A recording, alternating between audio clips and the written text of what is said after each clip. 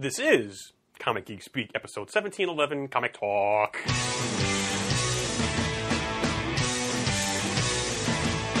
got it on Wednesday, and it was like about it going to the volume up. These guys will talk about it, everything that geeks love. From cakes to laser beams, opinions like the seasons on everything you read. And comics, movies, games, toys, artists, Comic Geek Speak, Comic Geek Speak, Comic Geek Speak, Comic Geek Speak,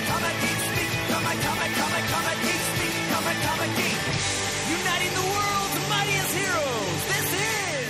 I'm Brian Chrisman. I'm Adam Murdo. I'm Shane Kelly. And I'm Dr. Zayas. Dr. Zayas. Amadeus, Dr. Zayas, Dr. Zayas. All right. Can I play the piano anymore? Oh, Dr. Zayas. Welcome to the show. We're all a little goofy, some of us more than others. So this is our first attempt at a group recording, four of us, in our new studio. Well, three of us are in the studio. One of us, Mr. Eberly, has been detained somewhere else. He's in an undisclosed location that nobody knows the address to. Right, because in our last episode was previews, which not everyone listens to. You guys mentioned that, yes, we have downsized our studio. We're in the same building, same physical address. We're just in a smaller room to help cut down on the cost, because 8 years ago or so, when we were in the other room, we had 7-8 people on a regular basis coming on the show. We had a nice round table. Well, now we have a half of the round table. We're Knights of the Round Table. We do We do routines and chorus scenes. with footwork impeccable. So it's a semicircular table now. Yes, and some pictures have been posted on the Twitter of our new studio. And we have everything moved over. So hopefully the sound is good. We're working on the video. I thought we had it working, but Chris can't see us, unfortunately. Anyway, welcome to the show. This is our time-tested comic talk. We go all over the place with stuff. News, reviews, stuff. We're probably going to discuss in spoilery detail the recent Heroes in Crisis #1 that just came out, and talk about that a bit. A couple other things. Chris, I know your time is limited, so is there anything you wanted to talk about before we jumped into the meat of the program? Sure. I want to mention a couple things. First, I want to give a quick review. I mentioned this book a couple months ago when we were doing the previews that I was in. Rome West, which is an OGN by one of my favorite writers, Brian Wood, and art by who's the artist? Oh, Andrea Moody. It's a story. It's like a what if history story where a fleet of Roman ships containing Roman legionaries is blown off course in the 4th century, and they end up in North America. And it's all about what if a Roman colony was established in North America. It's a fascinating book, and Wood takes you through different historical eras to show you in this alternate history what happened if the Romans were the ones who actually colonized basically the eastern seaboard. And it was a fascinating book. I highly recommend it if you're into alternate history. My only disappointment was, there I can see you all. Magnificent. The only disappointment was that they're almost like vignettes of each era, and it almost felt like this could have been like a longer series, and then they could have actually fleshed out each historical vignette and given us more meat about each era. Maybe that was the original intention, but they couldn't do it. I don't know. But that aside, it's a minor point. I really enjoyed it. Again, Wood just tends to be one of my go-to writers, especially when it comes to yarns dealing with history or alternate history. So Rome West, it's an OGN. I highly recommend it. It's out on the stands now. The other thing I wanted to talk about, and Pants, I appreciate you giving me some time right up front. And again, no spoilers. I just wanted to comment on the Iron Fist Season 2. Okay. I think I'm halfway through it. It's 10 episodes? Yes. So I've seen 5 of them. Pants, you and I are at the exact same spot then. Oh, okay. But I know Shane and Murray have not seen it yet, correct? Oh, no, Right, I'm back on Luke Cage. Okay, so I won't spoil anything, and Pants, you and I can kind of talk in code a bit then. But I know when we talked about the first season, and people thought writing the forums, a lot of people were disappointed with it. I think I was not as disappointed as other people. I sort of mildly defended the show, more for the supporting cast and other elements than the lead, who I thought was miscast in the first season. Having said that, and having watched the first 5, I'm enjoying the season 2 immeasurably more than season 1. Although in many ways I'd rather they'd call the show Daughters of the Dragon, because I find those characters more interesting than I do the Iron Fist character. But having said that, they've taken the story far more into the Marvel Street and the world of Marvel Street and organized crime. Colleen Wing, for me, is really the highlight of the show. I think that actress just nails that character so well. They've brought in Misty Knight, and so they go into their dynamic.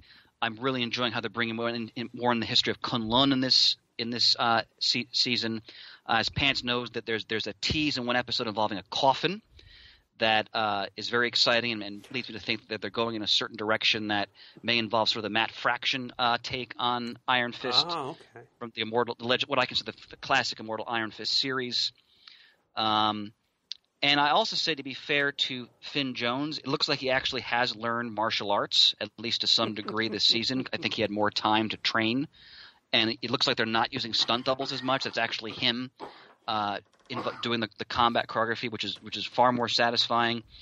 And while I was down on his performance last season, not as much as other people, I'm still willing to give him a shot in the second season.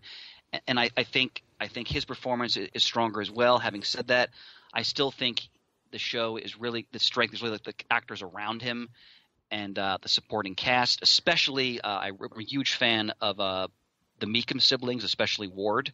I think they're some of the most interesting characters in that show, and I like how they're not totally forgetting all the Rand Meekum intrigue, but they're also getting more into Iron Fist as someone trying to protect the street, trying to take up the mantle. Now that they quote think Matt Murdock is dead from back in the Defenders series. And I'm excited to see where the final 5 episodes go. Pants, what's your feeling on it? Just speaking in general. In general, I'm enjoying it more than I did season 1. Not a huge amount, but I'm liking it a bit more. Can I talk about the other character from the Marvel Comics they introduced in this series? So I don't see why not. Okay, Typhoid Mary. Yep.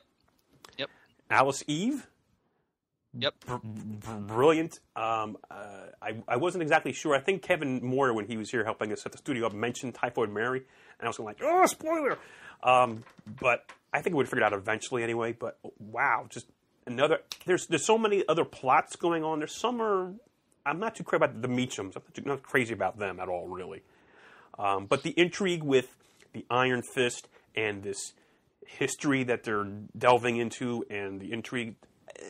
I'm going to finish the series. I'm just not it's not top of my list like the Defenders was, or even Luke Cage, which I really dug. So I'll stick with it to the end. And they've already been teasing. I haven't watched, but teasing. I guess in October, Daredevil season 3 is coming out. Am I that's correct? Yep. Okay. Yep. I saw a trailer yesterday for it. Yeah. So I like how they brought Mary into it, because some might think, all right, she's really a Daredevil rogues gallery, but I think she works very well in the way they're using her in the show. And again, I think that the Iron Fist series still has the potential to be very good. Would I still wish they had someone else in the main role? Yes. A quick funny anecdote. So my wife sat down with me while I was watching one of the episodes, and she watched part last year, and she couldn't stand Finn Jones. And she doesn't know much about Iron Fist. She just is just watching as a show and the acting and so forth. And then she turned to me and she said, God, he's just like Anakin in those early Star Wars films. And I kind of got what she was getting at with that. And I can understand that perspective, but I think there's enough. I'm such a lover of the Iron Fist character and that whole world he's in, and I think they're bringing more of that in a way that I find effective. And I'm rooting for this show. Like, I really want this show to continue to develop in a way that I think it just becomes stronger and stronger. And again, I think for me, the star of the show really though was Colleen Wing. What's the name of that actress? you're gonna make me look on the interwebs. Jessica. Oh, damn it! I think she's magnificent, and I'm enjoying the relationship they're having between her and Danny. I think I'm enjoying the way they're capturing the dynamic between them. Do I think she's a stronger actor than he is? Yes, but I'm really digging her performance. Jessica Henwick. Thanks, Tootie Rudy. By the way, just looking at the Tootie picture, Rudy. Shane, the job you did on the display behind the tape. I'm sitting here. Well, first because magnificent. of how we have it set up, I can sit sideways and look at everything, which is great. But yeah, it looks nice and clean. I like it. Mm-hmm. It really worked well. Shane, you got the whole history of comic geek speak. Yeah. Basically, in one frame there. And we're actually, as we look straight ahead, we actually are seeing on the wall in front of us there one of the jam pieces from a Super Show way back when. I mean, it's just seeing this history in our studio. There's going to be more we're going to put up around here as we go along. Yeah, it's really to clean interesting. out some of the stuff that's there. Some of the artwork there. Now, Pants, would you mind moving your headphones for just 2 minutes, sir? Oh, you're going to do your Captain Marvel thing, aren't you? Yes. Okay, yeah. Honored. Appreciate it. Take that off. And... Okay. All right. Did you guys see the trailer? I saw the one that came out a couple weeks ago. Yeah. All right. What was your too. feeling? Perfect. I mean, that's what I want out of it. He's a 12-year-old kid in a man's body, acting. No, not Shazam. Talking about Captain the Marvel. Oh! I'm sorry. Carol Danvers, Wrong Captain Marvel. Man, that yeah. was fantastic. Boy, did I love that trailer. That 90s could not be more spot on. She crashed into a Blockbuster video because it was the 90s, you see. Yeah. I thought everything about her character and the way everything looked was perfect. And I don't know that much about what would be Ms. Marvel than Captain Marvel at all, but I really liked what I saw. What'd you think? Well, the apparent amnesia of the main character is a wrinkle I wasn't expecting. Like she crashes down to Earth and doesn't quite seem to. She's not sure that she's actually had a life on this planet when clearly she has. So yeah, her little journey of self-rediscovery is going to make for an interesting thread in that film when it comes out. And I saw a few things that kind of looked to me like Skrulls. Yeah. So that's, Hell yeah. Which was fantastic. Yeah, fantastic in more ways than one. Hopefully. Yeah, funny you say fantastic because the Skrulls were part and parcel of the Fantastic Four group of characters. So now that Disney and 20th Century Fox have come to an understanding, the Skrulls are now once again available for use in Marvel Studios movies. So this is a good place to introduce them along with their perennial millennia-spanning rivals, the Kree. And I really think ahead, we're heading towards a secret invasion eventually. That's my take. Next phase will be secret invasion. And/or a Kree Skrull War. Yeah, or that. So now, since Pants is clearly struggling here, let's move on to another topic. It's hard to watch him do that. Okay.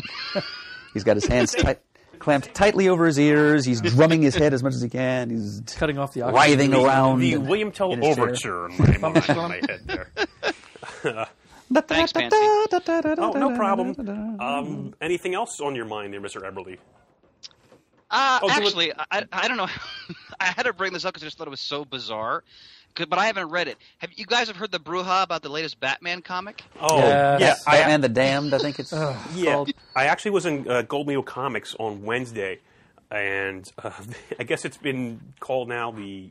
This is what they told me in the store, that the Bat Wang. Is that what we're talking about here? Yeah. Yeah. The Batowang. That apparently, and this is Lieber Mayo drawn. Is it written by Azzarello? It is. Yes. That's really It's part of what DC Dark. Black Label. Oh, I'm sorry, DC Black. It's the first title to come out of that imprint. Is that correct? And started off with apparently. Now I was told by the guys working at the store that if you were just reading it and weren't paying attention, you wouldn't necessarily notice it. Probably not. But at some point, you in the book, you see Batman's penis, basically, is what they're saying. And the big deal about it, as I see, is that now they're going to be censoring future printings of it. But I thought the whole point of having this DC Black Label was you could do what you want. Precisely the point, yes. In the first issue, they shock you, and I don't know. Is this a big deal? I mean, they told me at the store that it's now going for $75 on the interwebs. Oh, I believe it. The back of the issue. Yeah, I believe it. Believe that DC would cave that way. I don't know. Am I wrong in what the information Well, I got? what I find funny about it is just that, again, that speculative market moment where, it's like that, issue of Alf by Star Comics where Alf is basically diddling a seal on the front cover. And, that's like a collector's item today. You guys know what I'm talking about? Yeah. Yeah, so I don't know how that got by the Comics Code. That's a classic. But anyway, it's just amusing that, again, I don't know, our puritanical approach to pop culture sometimes, like this is a big deal, and now we're going to, it's going to skyrocket up in price. And I didn't actually order that book because I've had to like really budget my comics now for month to month. But I'm interested to know if the story is actually good. I mean, it's Brian Azzarello, so I would assume it's worth reading. Well, Has anybody read the actual issue? No, that's the same thing I did when it came up for pre-orders. I'm looking at it going, well, it might be really good. I like some of what Azzarello writes, but I don't really need it. It's Azzarello writing John Constantine again. So it's Batman, Constantine. I think they're going to work Demon and Deadman into it too. So it's an Azzarello written, Bermejo drawn. Mature readers, up until this incident, I would have called it uncensored story of supernatural goings on in Gotham. And for me, most of these kind of stories, I'd rather read in a trade once the mini's done or whatever it is. However long it is, it's just how I prefer to read this kind of stuff now. It also reminded me of when Marvel launched its Max line. Yeah. And they wanted to establish sort of its street cred, so to speak, in the first issue of Alias. Yeah. With the first page and then the first sexual encounter between Jessica Jones and Luke Cage, which was not censored going forward. But I don't know. I'm just fascinated by things that we tend to make a fuss of and where that leads. It just struck me as amusing more than anything else. But so I want to know if any guys had actually read it or knew anything more about it because I had not read it. So. I talked to the guys at the comic shop because they brought it up and they mentioned that, it was a comic, nothing great about it, but the brouhaha of the image is what's people are talking about. Sure. Look at these three great men here. Fantastic. Ah. Magnificent. Now, you can see the shot of the studio. Isn't that a nice shot of the overhead shot looking down on the studio? Oh, yeah. It's magnificent pants. So, I mean, I tease the listeners, but at some point we'll hopefully get this so you can see what Chris is seeing right now. Because I think it's a really cool shot. No, it looks great. Kudos to Brian Deemer and Kevin Moyer who they worked on getting all these wires and everything set up and like literally standing on tables, putting up. We actually have an overhead cam for when we do some comics actual looking at. So we have. Well, I'm working on my next spotlight as we speak. So, hope I can bring in images for that. And we can put them on the camera. So, from your lips to God's ears. Indeed. Anything else before we jump into the Heroes in Crisis #1? Only a confession. My day was so insane, I didn't get a chance to read it, so I'm just going to... You can spoil it. Don't worry about it. I'm fine. Okay. I'm just interested to hear what you guys have to say about it, and I'll ask questions as we move along. All right, so we're talking about Heroes in Crisis #1. Of course, spoilers. Forewarned is forearmed. The now 9-issue series from Tom King and artist Clayman. I also believe they added Lee Weeks on because, as I understand it, there were going to be some specials, which they now molded into or melted into the numbering instead of a 7 to 9-issue series. And Tom teased about this actually when I was at the DC and DC event back in February about a place called Sanctuary, where the DC heroes can find sort of safe haven to talk about issues that are bugging them, mainly like PTSD, which Tom knows very much about, dealing with that. And this is a place, I guess it's somewhere in Nebraska. I know it's been mentioned very briefly when I read the first issue of Green Arrow written by Julie Benson and Shauna Benson, issue 43. They also mentioned it very briefly. I don't know if it's mentioned anywhere else outside of the Heroes in Crisis. Tom King himself dropped a couple of mentions into Batman. Oh, okay. It was mentioned that Poison Ivy was carted off there after I Batman. And Booster Gold himself mentioned it. By the way, I don't know if you saw this, Chris, that I made a cameo in issue 55 of Batman. No, I did not. Okay, I'm going to... Please elaborate. I'm going to text you the image. It was KG... I think it was KG Beast. Was in a diner, and they had some 9-panel pages, and it's just some dialogue in the background. It says, "His name is Pants." Like, that's what he calls himself. And, of course, the issue sold out at Golden Eagle after that because I bought a copy. But actually something else happened at the end of the issue, which is a whole other spoiler thing in itself. But we're not talking about that. We're talking about Heroes in Crisis, Focus Pants. Is it a pants-related spoiler? Or is it No, it's a big thing. Okay. So Heroes in Crisis #1. Heroes in Crisis #1. Tom King, Clayman. I wasn't too keen on it. I wasn't too keen on it going in. Now, the art is spectacular. The art's beautiful. The writing, Absolutely the writing beautiful. style is fine. I thought it was well paced. They threw in a lot of those 9-panel pages Oh, yes. Yeah. with the Yep.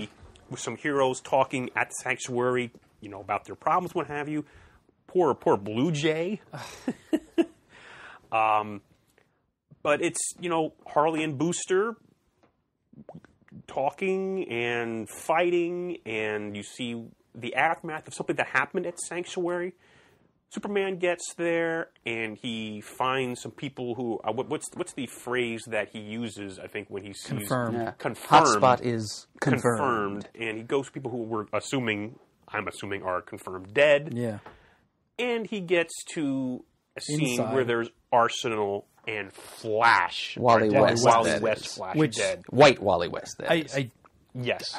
At that And- point, I'm like, are you And kidding I'm me? like, are you kidding me? They brought him back in Flashpoint. Yes. I'm literally in tears reading Flash that book. Pants. That was one of your key moments as a reader when they brought him back. And I was reading him in Titans for a while, and then I dropped it, and I'm almost done with DC Comics. And no, this just, I don't know. I mean, again, it's Tom King. I'm sure he's got a plan. And then have Booster Gold be suspected of killing a lot of these people. I'm just not. Yeah, I'm not very sure. disappointed in this. It's again. I'm sure Tom's got a story to tell. I may not be here for the whole story. I just don't know. Especially when oh my God, the Flash is dead. It's like Wally West. Yeah.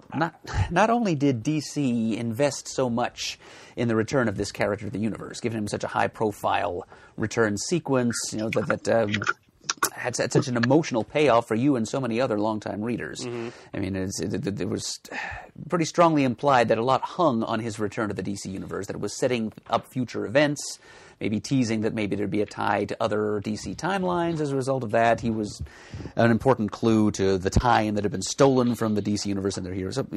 But even putting all of that aside, just the squandering of all that setup in the apparent murder of Wally, it strains credibility that anybody, Booster Gold or otherwise, could have killed a speedster that easily. I mean, you don't just sneak up on a speedster with a knife.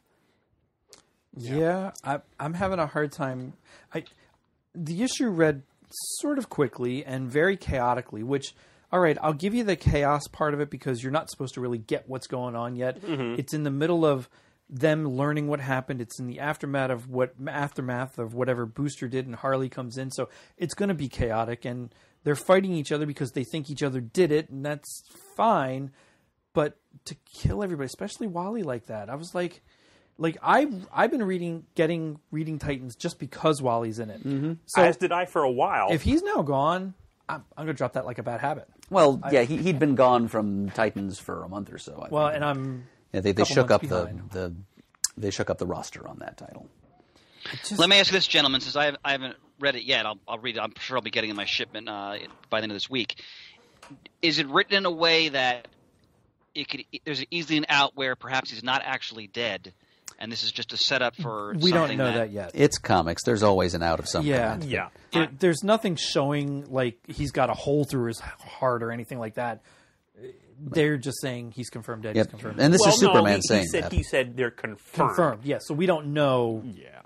It could be just for shock, and he might be alive, or I don't know. I haven't done the math, but I think when Heroes in Crisis ends, may be very close to the time when Doomsday Clock ends. I don't know if they'll be intertwined because I just read issue 7, which came out, which that I love. Oh my God! What's on the cover, issue 7? I think it's is it The collection of marionettes? I think it's Superman and Dr. Manhattan on the variant cover, marionette. But then the other cover, I think, is the close up on the Green Lantern. I do not have that. I did not read that. It came out the same day as Heroes Crisis number Okay. 1. But that I'm loving with Gary Frank artwork and Jeff Johns. That I'm absolutely engrossed in. Heroes in Crisis, I should be more excited about it because it's Tom King and DC Universe. It's his first thing at a real big company-wide crossover event. But it's got the word crisis in it. There will be plenty of aftershocks, I'm But sure. even just taking Booster, unless it's done really well and you ruin Booster, I'll be beside myself because I can't imagine that happening because I'm pretty sure that Tom has a pretty good affinity for Booster. Maybe I'm wrong. And there's many thousands of readers who have an affinity yeah. for Harley, too. Oh, So absolutely. So I don't think there's much chance of either of those characters being permanently ruined. And But realistically, Roy Harper, Wally West, well, Harper especially. I mean, this is a character with very deep roots in the DC universe. Yeah. There's just realistically or cynically, call it what you will. I don't think there's much chance either of those discs. It's interesting. As we record this, it's Thursday the 27th, the day after it released. Had we not recorded today, I might have gone down to Philadelphia today because there's a comic shop in Philadelphia where Tom is doing an in-store signing. Oh. And as an added bonus, I believe his gentleman's name is Nick Barucci, who did some work for Dynamite, and he owns several pages from Crisis number 8 with the Flash's death, and they're on display for the first time at that store. I would have gone just for the artwork to view it in person. Sure. But to talk to Tom, it literally just ended about half an hour ago as you're recording this in Philadelphia. But I'm curious. I haven't really seen any online reaction to this, and he's going to be at the Baltimore Con this weekend where I'm going to top by for at least one day on Saturday. I'm curious what the reaction is going to be he's going to get. I mean, I don't know. Yeah. So this is our reaction here to this. And all those other characters that are now believed dead. Was it Steel? Well, some version. We're not Commander Steel, Citizen Steel. I'm not sure what that family of character status are in the DC Rebirth era. Hotspot. Blue Jay. Looked like Lagoon Boy. Lagoon Boy, Blue Jay. And, What was that character with that full-face mask? That might have been one of the Sanctuary servitors. Oh, okay. It's like one of the staff, basically, like just androids, pretty much. It's run by Kryptonian technology. Right. So it's all just like robots and holograms that administer to the patients, if you will. So of course we will see. I expect we'll see throughout the series the flashbacks to what happened, to more background on the Sanctuary and so forth. All those signature 9-panel grids. Right, but bottom line is superhero confessionals. Wally West's death was a complete shock to me because what I read online, a little bit. Well, actually, no. It was those DC images. They put the DC magazine with that cover, picture of 6 heroes on the cover. Yeah. Or I think it was Arsenal. Oh God, I don't even remember what was one. Like 6 others, 5 others, and one of these will die in like 3 weeks.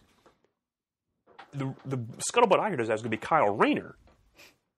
He's not even in this issue, and to have Wally West, I was shocked. I really was, and disappointed. And I mean, there's still 8 more issues to go. I just don't know what to think about. Well, this. dismay about the potential death aside, what did you guys think of just the story itself and how it was told? Well, like I said, personally, I thought it was really well told. The pacing was fine. The art was fine.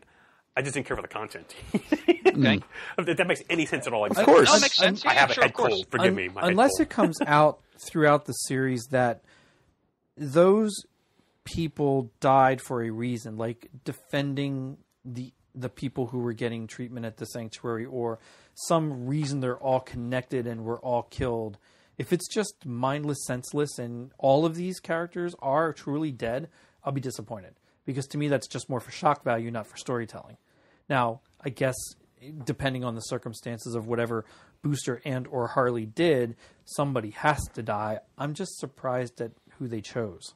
Especially But considering Wally. Tom's skill as a writer, Shane, I'd be surprised if it was just all done merely for shock value. Well, I hope so. Yeah. Personally, I do see what you're saying, Brian. It's the concept is strong, but the content, the idea of having, well, especially a writer like Tom King, who's not only extremely gifted, in every respect, but has the added experience of having worked in the CIA overseas and having had firsthand experience with all kinds of carnage and understanding what the psychological cost of a lifestyle, such as an intelligence agent, a law enforcement agent, or a superhero would be. Just this exploration of post-traumatic stress disorder and how it might rear its ugly head in the life of a superhero is a worthy concept. But I think, and here's where I intersect with your opinion here, Brian, that I would like this better if it were just that. If we could get more of these heroes, villains, whoever, the internees at Sanctuary talking about their problems. And maybe just find a way to work in the brawl between Booster Gold and Harley, because I've read interviews with Tom elsewhere where he says these are the ideal vehicles for this story because they're two characters that don't have a very strong sense of themselves, that don't really have themselves figured out, and so they use these kind of offbeat, larger-than-life antics and silly wordplay to deflect all of that. So Harley, of course, with her Mr. J Puddin' routine, and Booster. Well, she with hates, his, she hates pudding. She hates pudding. yes, which was one of many brilliantly executed lines of dialogue in this story. But it all would have come off better for my taste as a consumer and everyone else's present, I think, if it could have been done without also grafting on this whole superhero minor character bloodbath / murder mystery whodunit that reveals dirty secrets throughout the DC universe. It's what we said early on that this was feeling a little bit like Identity Crisis before it even came out, and now we're kind of seeing a little of that justified, having read the first issue. But as Chris said, also we have to have a little faith in Tom and see what this. I'm a little upset by the deaths of these characters, but again, this is comics. All might not be as it appears. Oh, sure. There's all kinds of different ways for all these characters to pop back to life before the 9th issue run is complete. Mm-hmm. And we'll just see what Tom has in mind to what these deaths are going to signify, what he's saying through them by the end of the story. But again, I do think, though, that the same story could have been told without that element in there at all.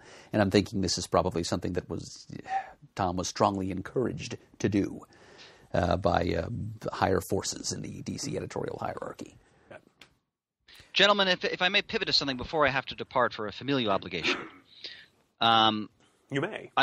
Thank you, brother. I wanted to expand a little bit on the dual passing of Gary Friedrich and Marie Severin. Yes. Both passed away on August 30th of this year. Murr and I mentioned this briefly when we did our previous episode, but I want to go into just a little bit more detail in the time I have remaining for myself, because these are two very important creators when it comes to the Marvel Age of Comics. I'm sure many of our listeners are familiar with them. If not, there's two destinations I recommend. Tomorrow's did a wonderful book called Marie Severin, the Mirthful Mistress of Comics, which encompasses her entire career. Marie Severin was one of the few women working in the American comic book medium in the Silver Age forward. I think she started working in the late Golden Age. Now that I think about her, the Atom Age. I think you're right. Yeah. Yeah, and this is someone her work is all over Marvel Comics. As a colorist, cover art, interior penciling, inking, merchandising art, you name it, she did it. She was in the bullpen. Because remember, the Marvel bullpen in many cases was really mythical, but the people who did actually work in the office, she was one of them. And she was known for her wonderful, biting sense of humor. She did a lot of wonderful sketches that satirized many of her friends and colleagues. Gil Kane once gave a famous quote when he saw a sketch of himself. He said about her, "She leaves me no illusions." And just a wonderful artist. Her work on Submariner, on the Incredible Hulk, on Doctor Strange. Myrtle talk about her Star Comics work. She did a lot of work. Did she do Fraggle Rock, Myrd? She Fraggle Rock and Muppet Babies, and yeah. she penciled, inked, and colored all of those. Yes. And she did coloring work for a few other Star titles too. This is an incredibly talented artist who was so integral to Marvel as it was really borning, and she stayed with the company for years. I mean, as Murd response, she worked into the 1980s. Whenever I read interviews with people about her, everyone has nice things to say. She's given many great interviews herself, so I highly recommend, if you're really into the history of Marvel, definitely check out her work, especially known for her work on Submariner, Incredible Hulk, Doctor Strange, as I said before, but such an important artist. Now, Gary Friedrich, he's got more of a tragic story in comics, and I would really recommend people go to Comic Book Artist Volume 1, number 13, in the May 2001 cover date, where he gives this extensive interview on his entire career, and he doesn't pull any punches. He talks very openly about his alcoholism and his struggles with that and how that affected his career. He talks about all the people he interacted with. He worked in the bullpen often as well. Obviously, he's the co-creator of Ghost Rider, which he got into a tragic, I think, legal dispute with Marvel over that later in his life. He scripted so many titles, Sergeant Fury, Captain Britain, a lot of he pinched in a lot of other books throughout the late Silver Age into the Bronze Age.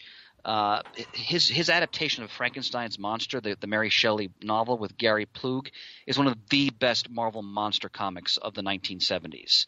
I highly recommend that. And just a very strong, solid writer for Marvel. One of those early writers who took over as Stan Lee started to move away from writing as you get in the late Silver Age into the Bronze Age, and someone whose work I think shouldn't be underestimated. And I was sorry to hear that he passed away as well on the same day. And he spoke in the interview I'm referring to. He spoke very highly of Marie Severin actually, and their friendship. So just two great creators who made great contributions to this medium we all love. So I just wanted to, again, just do a quick testimonial. And please, I encourage people, if they're interested, to really seek out their work, much of which has been reprinted in various trade paperbacks and archives and masterworks and so forth. But vitally important creators. So rest in peace to both. And we just learned the other day that earlier in the week, Norm Breyfogle passed away. Yeah. For me, I always think of Jim Aparo as my Batman artist. But Norm Breyfogle was also right up there, so distinctive and so right in my wheelhouse of my reading in like the 90s. Yep, absolutely. And everything. I know he had a stroke a few years ago, and he couldn't draw since then. But I don't know the details of his passing, but he died at 58. Yeah. Oh, jeez. Yeah. Yeah, that surprised me. Gorgeous covers. Gosh, so many covers that I love of his. You know, it was just a few days ago that I happened to be reading Black Panther number 30, which was, Chris, you'll remember that. That's the one with the flashback sequence to World War II when Captain America met T'Challa. And that issue was guest penciled by Breyfogle. Yes, it was. Just a wonderful, dynamic action images of the battle, the hand-to-hand battle between T'Chaka and Cap, and the way he rendered Cap's Golden Age costume with the detached cowl and the big wings. Yeah, it's. I was thinking to myself, wow, this is better than the usual Voluto artwork. Who's doing this? And sure enough, it was Norm Breyfogle. Mert, I'm glad you brought that up because I had actually forgotten that he had guest penciled in that issue, and that's one of the strongest issues of that entire, for me, legendary run. So glad you brought that up, gentlemen. I'm sorry I have to depart. I have to tend to some family obligation, but it's wonderful to see you all in living color there, and again, my heartfelt love and fealty to all of you. We're happy to have you virtually among us, Chris. Even and Shane, let me give you a call soon, my friend. Yeah. And I will all talk soon. I look forward to gathering once again, if at least virtually around that semicircular table. All right. All right, Chris. Good night, brothers. Take care. Bye, Chris. Bye, con Rios. Oh gosh. Well, as Chris promised, I guess I have to say a few words about Marie Severin's Fraggle Rock work, but which is beautiful. I mean, it's really the part of her body of work which is vast. You know, as Chris suggested, she was in comics for easily half a century. I mean, she got started in like the very end of the 40s in comics, and she was still working semi-regularly right on up to the dawn of the new millennium. She actually jumped over to DC and was, I guess, coloring some issues of Superman adventures before she sort of bowed out of the industry. But yeah, that's a heck of a run. I think she really, towards the end, was doing more coloring work than penciling. But yeah, that work she did for Star Comics. She did the Muppet Baby series and the Fraggle Rock series, and I have all the issues of Fraggle Rock. And wow, she was known, Chris rattled off a few of the superhero series she worked on, but she was really better known for her work in other genres like horror or Western or humor. And she kind of had a reputation for being one of the most gifted visual humorists working in the comic book industry. And unfortunately, the industry didn't offer that many opportunities to showcase that particular aspect of her talent, but it was certainly there in Fraggle Rock because not only did she really nail the essences of the characters. I mean, you could tell that she had watched the show and she had a sense for the body language of the puppets, how the puppeteers made them emote their facial expressions by moving the puppets' faces around. Sure. And she got that, but she also got the look and feel of their world too, that subterranean grotto system that the Fraggles called home. And she had all the little bits of background business where like little Muppet creatures would pop out of different holes in the rock and just kind of poke their heads around in the background. She included all of that too, and just it's for my money, it's at that time certainly it was about the best two-dimensional Muppet artwork this side of Michael K. Frith, who had designed a lot of those Muppet Babies and Fraggle Rock characters for the Henson Company in the 80s. And overall, I mean, with the possible exception of David Peterson, whose Muppet artwork is basically like gorgeous Baroque stained glass window images of the Muppet characters, that run on Muppet Babies and Fraggle, especially Fraggle Rock, is some of the best Muppet or Henson comics that have ever been produced, as far as I'm concerned. I mean, on the level of story, it's not all that sophisticated. You know, the Star comics were written kind of down to a younger audience, but on the artwork level, thanks to Marie Severin, it's really fine-looking stuff. So if you're any kind of a Muppet fan, Shane. Yeah, I don't even have all those issues for either of them. You should. Yeah. I mean, again, especially Fraggle Rock. And I didn't realize that art was drawn, penciled, inked, and colored all by same person. That's crazy. Yep. It was all her. Wow. Oh, and Pants and I have an additional Marie Severin story to pass along that was revealed at the Heroes Con Tomorrow's publishing panel, featuring one Roy Thomas. You're gonna have to. I think I know what you're talking about. Go ahead, you tell us. Yeah, it's a story of a gaffe that Roy Thomas committed. Oh, yes. In the bullpen back in the 60s. Yes. He had a habit in those days of whenever he was giving someone an unimpressive gift or just like handing them something like a pencil or a coffee cup or something, he would sometimes say, "Here you go, this is for your trousseau." Trousseau being another word for a wedding gown or for like a collection of objects or accessories that a young woman would gather and keep in a hope chest or something in anticipation of her eventual wedding day, including a wedding dress. So he would say this to a lot of male friends of his, but one day he in jest said it to Marie Severin, and saying this to an unmarried woman in the late 60s, let's just say the mirthful one was not amused. And she wouldn't talk to rascally Roy for a few months after that, and it took him nearly that long just to figure out what she was angry about in the first place. So, yes, workplace sensitivity was less a concept in those days, but it's still, its effect was felt. So it's a little misadventure for Marie Severin and Roy Thomas back there in the early Marvel days. Yep. All right, I want to move on a little bit if I can. Sure. Lately, I've been trying to catch up with League of Extraordinary Gentlemen, all the various titles that have come out because of the Tempest, which is out right now, which is the last chapter we're going to get in this massive tale. So I reread the first two volumes with from, I guess, the ABC line. Was it ABC at that time, or was it Wildstorm? I don't think it was officially part of America's Best Comics. Anyway, but... Scott Dumbier edited it, I'm pretty sure. That's America's Best Comics. Oh, my God. The Tomorrow Stories. The Top 10. Oh, I'm just thinking... I'm not going to take those things out of my box. Promethea. Oh, my God. I haven't even read to the end of that yet. I just read an issue of Tom Strong that was guest written by Jeff Johns the other day, though. Wow. Oh, man. I have... kind of a rare thing. Promethea issue 32. I have the rare poster edition. Oh my God! And where the entire comic just unfolds into one massive image. Yeah, and you can read it different ways in the comic and in the poster, and it's mind blowing. And it's kind of a rare collectible. But anyway, I digress.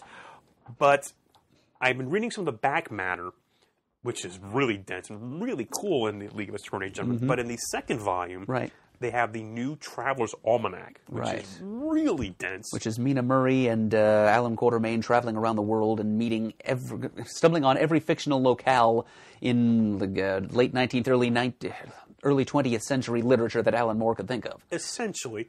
But at the very beginning, they tease that there was several leagues before this current incarnation, and one of the first, if not the first, I believe, had Prospero in it from the Tempest. I'm pretty sure I could be completely off base. But have you read the first issue of the Tempest Mercury? I saw that at Stone Harbor. Well, I've read Shakespeare's actual play, but I have the first two issues. I mean, they've come out, but I have not read them. Oh, okay. I was hoping to see, am I right, that this is what that series is going to be discussing about, like the very first league? Going back to like the end of the 16th century. Yeah, so again, if I'm completely wrong, please just forget you heard what I just said there. So that's what I've been catching up with my reading. But I'm getting ready this weekend, and actually this is where I was talking to her before we started. This weekend is the Baltimore Comic-Con, and then next weekend is a New York Comic-Con. Yeah, back to back. Well, Baltimore had their schedule pushed back. Usually it's earlier in the month of September. Yeah. But I'm going to try to go down at least for Saturday to Baltimore. Again, just to get jazzed for comics again, to see some friends. But actually, this is going to be the first Comic-Con for my nephew, Alexander. He's going to the show on Saturday. That's cool. His mother's bringing him up from, they're staying overnight Friday and going to be there all day Saturday. So I get to be the cool uncle and show around the Comic-Con and show my friends who I know. Like, hey, here's Buzz. Meet Buzz. Oh, Buzz. Yeah, we were talking about the bat wang earlier. Buzz's response on Facebook to the hoo-ha about that was to post a picture of an actual bat. Oh, yes. A large species, too, possibly a flying fox, with a gigantic I can't Vespertilian erection. That's what's buzzing, cousin. Yeah. So just watch out what you allow your nephew to hear around him. But see, they do have a specific kids section on the floor for Baltimore. And they have for a few years now. It's really nice. Yeah. So, and he's actually, like most kids, done some drawing, and they're actually pretty good for now an 8-year-old. I don't know how he's seen the Star Wars movies. I only think he's seen the prequels. He hasn't seen those yet. But he knows who Count Dooku is. I'm like, what? It's the Clone Wars cartoon. Oh, sure. So we've seen those. But so he's done drawings, and he gave me a couple drawings of like some clone troopers and some battle droids. They're pretty nice. I know he's read some Star Wars comics. So yeah, we'll and he just turned 8 this past week. So I'm curious to see how he handles the con. I know it's gonna be crowded and everything, but there's also other things going down. There's also a book convention of some sort down in the harbor. Oh, wow. He's also a voracious reader of just everything. So you're gonna have a whole fun day. It won't be the show all day, but yeah, I got to walk around and show them off to my friends and everything. That's cool. Yeah, you can take him to the aquarium while you're there too. No, yeah, I love the aquarium. There's that too. Yeah. So I want to see if he latches onto anything, like if he sees any artists or artwork, or if he sees. Is that you, Shane? Yeah, but I can't figure out how. Your phone is over there. Yeah, but it's all turned off. It's this thing. It's the iPad. Shane. Oh well. But yeah, and see if he sees any comics he wants. I mean, if he wants, I'll be the cool uncle and say, whatever you want there, young man, I'll buy that for you. Give him a couple of bucks to go spend, see what he wants. Because I've been getting him the subscription to Looney Tunes comics from DC. Sure. But so yeah, just see what he latches on to. Because I don't want to be the pushy guy. Just want to let him do what he wants. Right. Just let his interest in these things grow organically. Exactly. Just expose him to the growth medium at the convention and just see what takes root. Sure. And he's actually outside of school taking some art classes. Oh, nice. So it's like, hey, God bless. Hopefully he enjoys that. But also for me to get back jazzed in the comics, see some people I know, and I'm not looking for any back issues or any art, but just to go hang out for a day in Baltimore, get away for a while and see what's going on. And I'll probably do the same for at least one day in New York Comic-Con. Yeah. But that's a whole wow. So many things to do up there. I can't Wow, justify spending the whole weekend up there as much as I did in the past. But yeah, 2 cons back to back. Are you going down at all, Shane? If I can, it's going to be Sunday. I'm not even sure I can yet. Life is so hectic right now. Right. As it turns out, Sunday's fairly open at the moment, but that could change as I snap my finger. So I'm hoping to get down Sunday, but if not, I'm not really looking for back issues or anything. I'd be going down to just see people and maybe pick up an old Justice League issue that I usually would get at the con. If you think of it on Saturday, if you see anything you want me to get or have anything like, oh my God, I need this issue, whatever, just drop me a line, me a line. You know, to get hold of me. Will do. Yep, I was just counting down to this.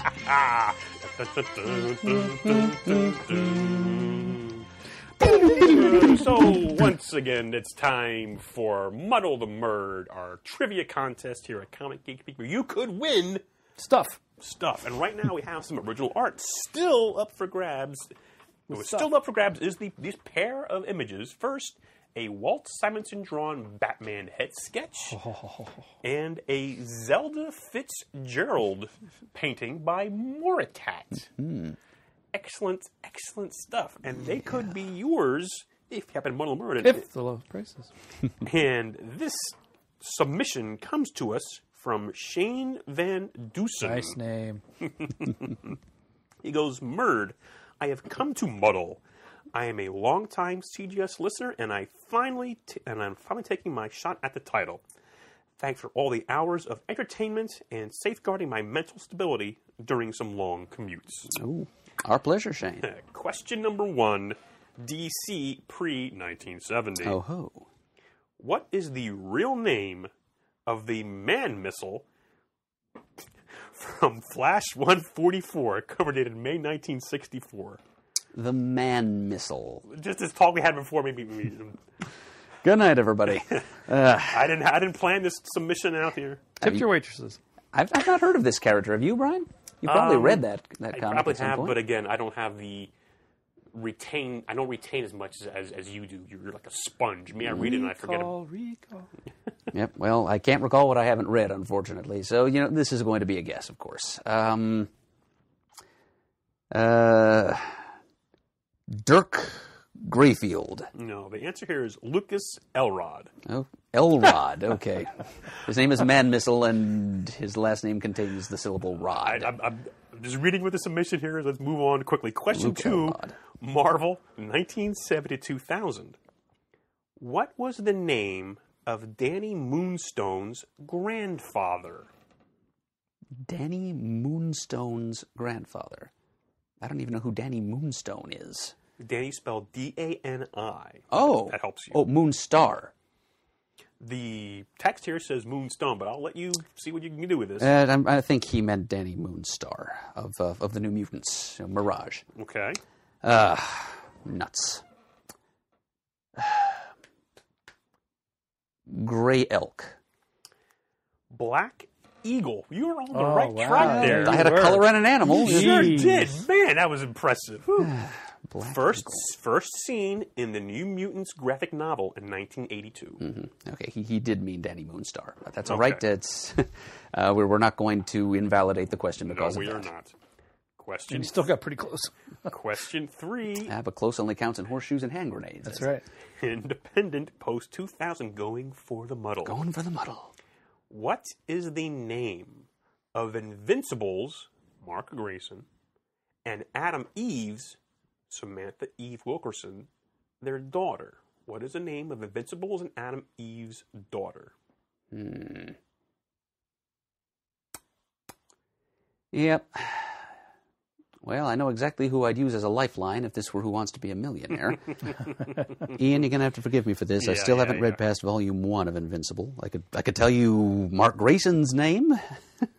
I could tell you his dad went by the name Omni-Man as a superhero. Well, see, now you're just stalling. That's Right. yeah. Because he's done this before and then yoinks it out of his ass. I know he has. But it's not going to happen this time. I think Shane is about to receive a couple of nice pieces of art Thanks. mailed to him. Okay.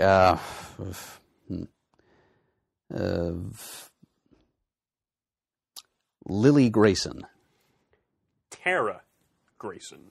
T-A-R-A? T-E-R-R-A. Oh. If I misspoke there. No, Tara, yeah. Tara Grayson. Right, exactly. As in Tara Markov, as in the Right. Latin word for land or ground or earth.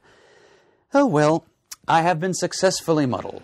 And it took quite a while. Those pieces were up for quite quite a a long while. time. Yeah, I had a bit of a run of luck, but those were some excellent questions, Shane. And I think you have more than earned these excellent pieces of artwork by these renowned creators. I'll be more than happy to mail them to you, especially since, thanks once again to CGS listener Kurt Schmidt, who created a Muddle the Merd postage endowment when we saw him at C2E2 a couple of years ago.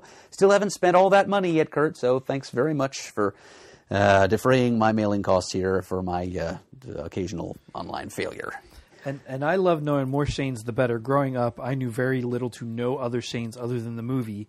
And as a kid, going anywhere to any amusement park or any tourist attraction, never was there any paraphernalia with the name Shane on it. Ever.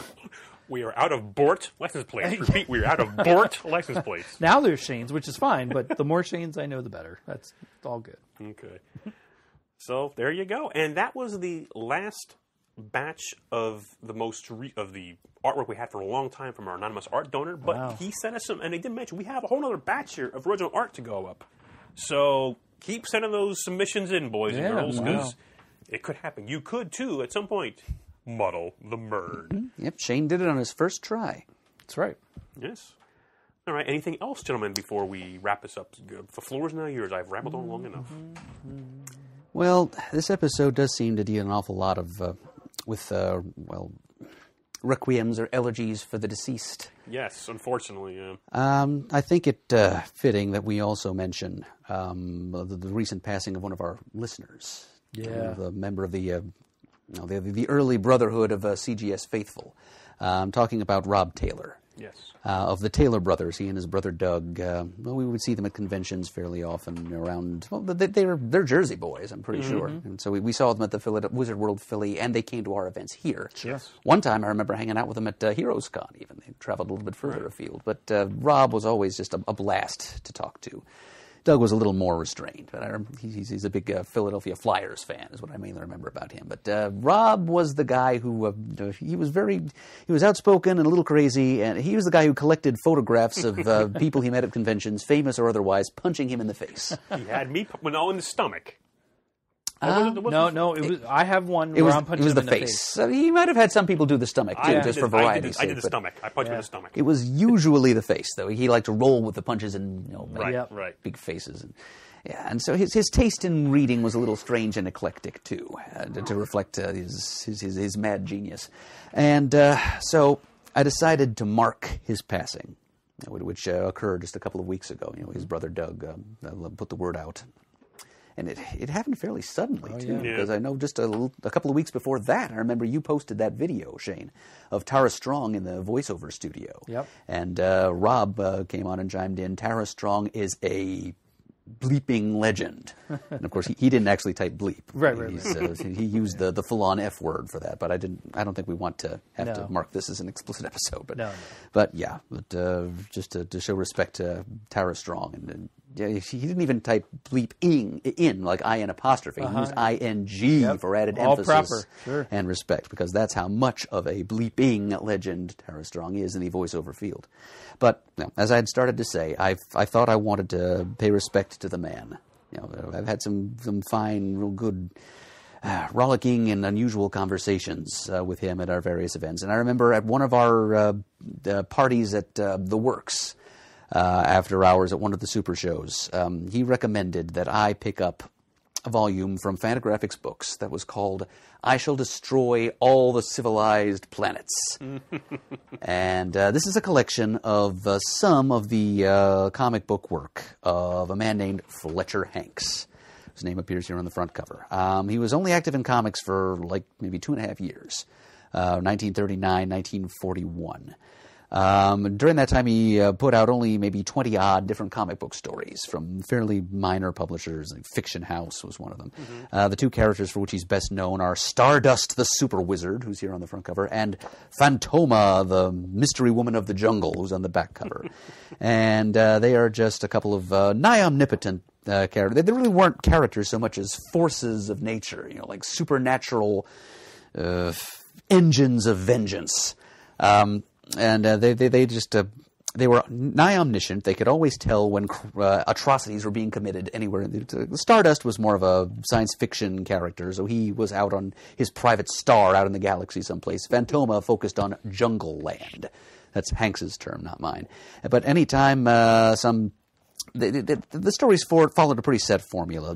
Some bad guy would, with improbably vast resources, like 300,000 criminals and thugs at his beck and call, death rays, gravity canceling devices, plague germs, stuff like that. They would work on. They'd have some kind of fiendish plot that would kill, maim, terrify, or displace thousands of people. And then Stardust or Phantoma, depending on who was the star of the particular story, would show up right after they'd put their... You'd think that they'd be able to prevent all this stuff from happening, but then there'd be no evil to punish. And these stories were all about the retribution, all about the bizarre punishment. That it's sort of like an Old Testament on acid sort of thing that Stardust or Phantoma would inflict on the transgressor in the particular story. And that's where things really got interesting, where Fletcher Hanks would put his twisted imagination to work. Like here in this story, he dredges up skeletons of past victims of the criminals and forces them to hover in midair, staring at them for a while to think about their misdeeds. Other times he causes a bad guy's head to grow to enormous size and absorb the bad guy's body. And then he takes the head out into outer space and plunks it onto the head of a headless cosmic giant. And the head is then absorbed into the flesh of the giant's shoulders, and it's... really outre stuff. He's got a really unhinged imagination, this Fletcher Hanks. The artwork is certainly a bit crude by today's standards, but it shows flashes of genuine talent. He apparently made a decent living as a muralist, which might be why he didn't do that much work in comics. So during the Great Depression, he was able to support his family by painting murals for rich people, but unfortunately he also then turned around and drank up most of the money. Apparently he had a bit of an alcoholic problem, and he was also an abusive... he battered his wife and his 2 eldest children, and then ultimately abandoned them. So he was...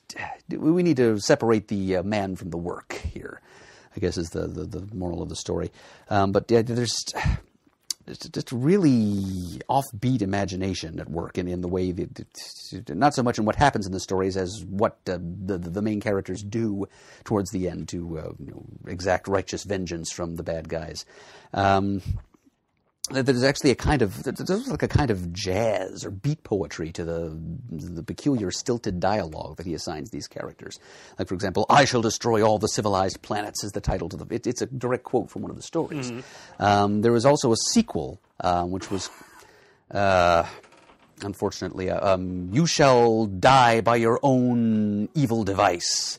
And then there was a collected edition that which was like an omnibus, the complete works of Fletcher Hanks, collecting the other 2 volumes and a bit of bonus material as well. And that was called "Turn Loose Our Death Rays and Kill Them All." Wow. So, yeah, this stuff clearly had an influence on some also somewhat out there later creators who were somehow exposed to it. Bob Burden, I think, is one example of someone who almost had to have... If he didn't read Fletcher Hanks's work at some point, they were dipping into the same wellspring of bizarre creativity. And Mike Allred, I know for a fact, knows about Fletcher Hanks because he's the one who drew a Stardust the Super Wizard story for Eric Larson's The Next Issue project. Remember that from Image Comics a while ago? Yes. Yep, they did a Fantastic Comics, which was the title in which Stardust appeared. Okay. So we got a new Stardust tale for the New Millennium is drawn by Mike Allred. And this volume, it's edited by an art teacher and a cartoonist in his own right named Paul Karasik. And instead of like a text piece as an introduction or an afterword, he drew this little comic book story about how he stumbled across Fletcher Hanks's work, how he tracked down Fletcher Hanks's son, Fletcher Jr., and has a long talk with him about his father, Fletcher Hanks Sr., and that it doesn't go quite the way Karasik thought it would go. And he learns all these unsavory details about Fletcher Hanks's personal life, including the fact that he died homeless, frozen to death on a park bench in Manhattan in the mid-'70s. So... but yeah, Fletcher Hanks is a unique figure in the history of Golden Age superhero comics, and it's some of the strangest stuff to be cranked out during that fertile early period of comics history. And if you have any interest, I would suggest seeking out these couple of collections that Fantagraphics Books put out, as edited by Paul Karasik. It's really weird stuff, and it's exactly the kind of thing that a guy like Rob Taylor would have been grooving on, and I thank you posthumously, Rob, for pointing my way to it. I finally dug it out of one of the many heaps and sheaves of unread comics and trades and things in my apartment. And, it's, as you can see by this little red circular $5 sticker on the cover, this was purchased at a Wild Pig Comics. That's what I thought. That's what I thought. Yeah. Wild Pig Comics sale is... And this is the time of year when those would be happening, too. Yeah. It's the kind of... I was at a fall food and wine festival in Stone Harbor the other day, walking around thinking, man, I wish I had a Wild Pig sale to go to, because that's the geeks' fall festival. Yeah. And But I'd take food and wine, too. yeah, but also some comics. Oh, sure. Like a nice $5, that's what I paid for this. Yes. $5 volume of really exceptionally strange Golden Age comics. So, yep, that's my... My post-mortem for Rob Taylor. Thanks for all of your support and friendship over the years, Rob. I did dig through my photo archives and found the picture at one of the super shows where I'm fake clocking him. It's hilarious. Yeah, and when I mentioned on on Doug's feed about the passing of. Well, I offered my condolences and mentioned the face punching thing. Doug responded by posting a picture of me punching Rob in the face. So we've all taken a swing at Rob. I'll have to go look for that. I didn't see that posted. There might be a picture of you socking him in the stomach somewhere. I know I have that on my hard drive somewhere. Because I make the dumbest face ever, but. Yeah, I do too. I wish I would have followed through more on my punch rather than where I started. Yeah, I'm not a very good actor when it comes to...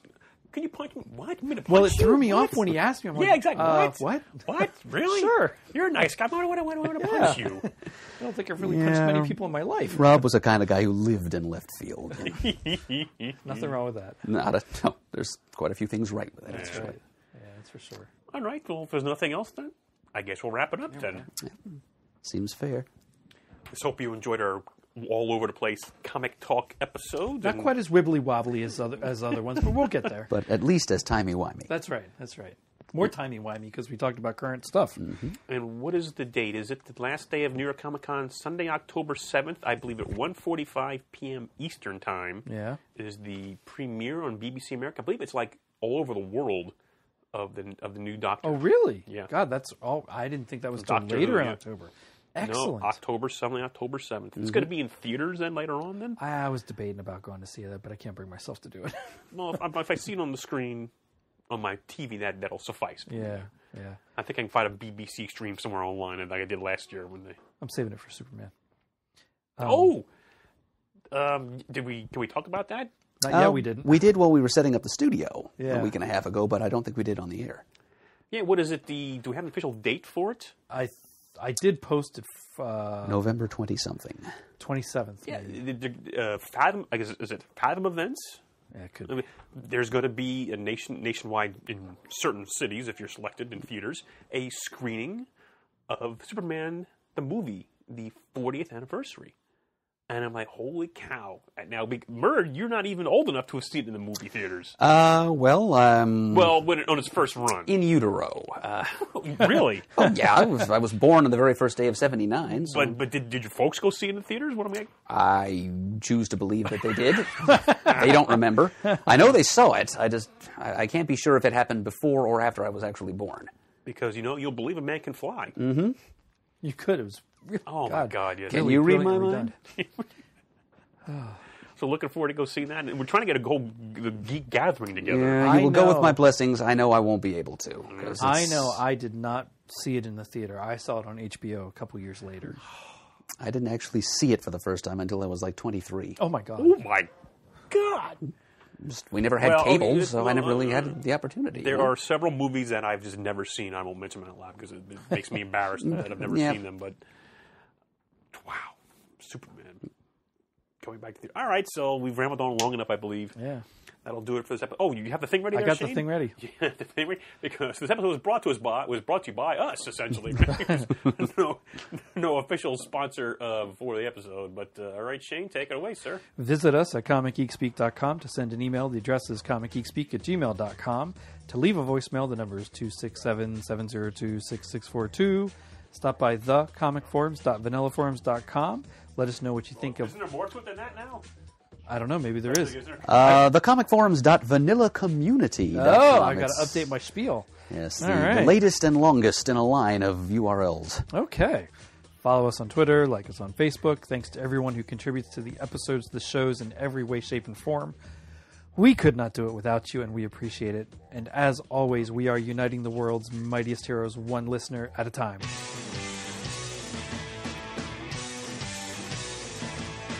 got it on Wednesday, and you was psyched about it going to the volume up. These guys will talk about it, everything that geeks love. From cakes to laser beams, opinions like the seasons on everything you read. And comics, movies, games, toys, artists, comic geek speak, comic geek speak, comic geek speak, comic geek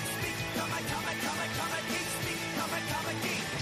Uniting the world's mightiest heroes. This is Comic Geek Speak.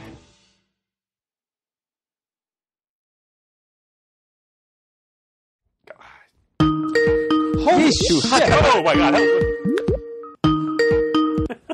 Bang, bang, bang! Yeah! Bang, bang, bang! Was that really loud? Oh my God! Yeah. Hi, Yeah. Chris. I'm sorry, I have it up too Brothers. Chris, it's good to hear you. We had problems hearing you before. Bing, bing, bing. Wow, blew our ears out. Sorry about that. Can you hear us okay, Chris? Perfectly. Can you see us? Let me try that right now. The wind is very hard here by the bay, but the hurricane will get through. I only see myself at the moment. That's not a sight you want to see. Hang on a second here. Looks like our video is on, but you say you're not seeing the video at all? I just see like a CO, like a circle, which I guess is supposed to be your number. Oh, right. Because the first letter in our handle is C for Comic Geek Speak. Yeah. Oh, so you can't even see the video. Is for cookie. That's good enough for me. Don't worry about it. C is for cookie. That's good enough for me. Cookie, start with C. All right. I'm just warning you. Well, I got a haircut because that's where I forgot I had an appointment for haircuts today. It's the kind of place where you have a beer while you had it, so I'm a little lit just because of one beer and no dinner. Wow. It's good. It's good. Shane, I'm just glad you're going to be able to blow off some steam here. Yeah. Yeah, me too. All right. Well, now that we're all assembled, although you can't see us, we can see you, Chris. We're gonna get started. We're giving you the finger. We're gonna get started. This is Comic Geek Speak, episode 1711, Comic Talk. Crap! I hit the wrong button. Hate when I do that. Crap. This is Comic Geek Speak, episode 1711, Comic Talk.